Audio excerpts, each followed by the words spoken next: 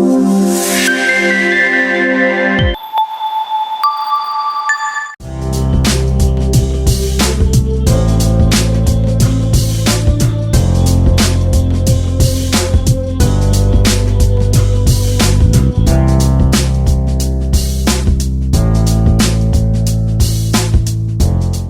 అన్న, నమస్తే. మీ పేరు? హాయ్, నా పేరు సాయి కుమార్ జాదవ్ అండి. ఓకే.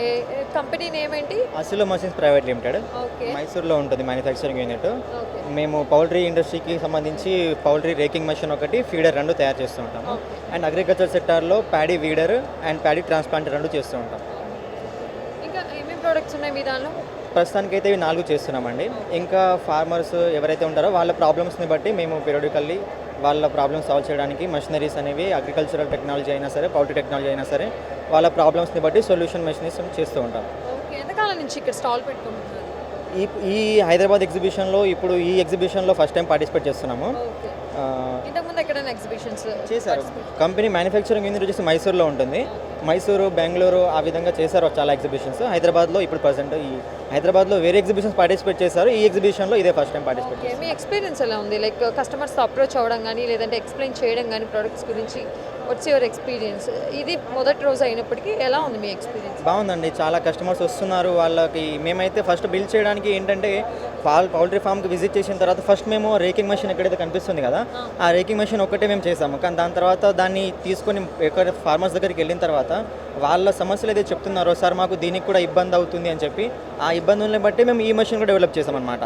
ఫార్మర్స్ మాకు ఏదైతే ఇన్సైట్స్ ఇస్తారో వాళ్ళ సమస్యలని, వాటిని సాల్వ్ చేయడానికి టెక్నాలజీ పరంగా మేము వాళ్ళకి హెల్ప్ చేస్తూ ఉంటాం. ఫ్యూచర్లో ఇంకేదన్నా కానీ రైతుల వైపు నుంచి కన్సర్న్ ఉంటే మీరు వాళ్ళకి హెల్ప్ అవుట్ చేయడానికి ఇంకేమైనా మాడిఫికేషన్స్, చేంజెస్, కొత్త ఇన్స్ట్రుమెంట్స్ కనిపెట్టడం ఇలాంటివి ఏమైనా చేస్తారా? ఖచ్చితంగా అండి, ఖచ్చితంగా అవి జరుగుతూనే ఉంటాయి అన్నమాట. ఓకే.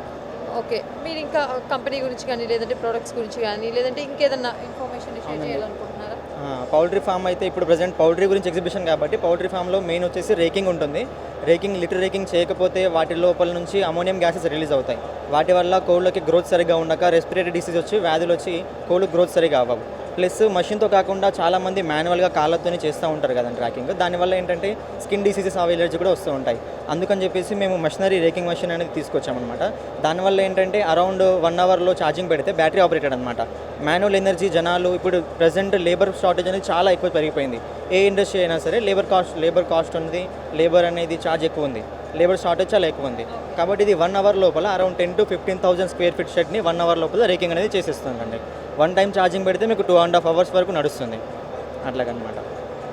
ఎంత హ్యాపీగా ఫీల్ అవుతున్నారు? అసలు మీ హ్యాపీనెస్ అంటే ఏ విధంగా తెలియజేయాలనుకుంటున్నారు? లైక్ చూసే వాళ్ళకి కానీ, అప్రోచ్ అవ్వాలి అని అనుకునే వాళ్ళు కానీ, మీడియా పార్ట్నర్స్ నుంచి?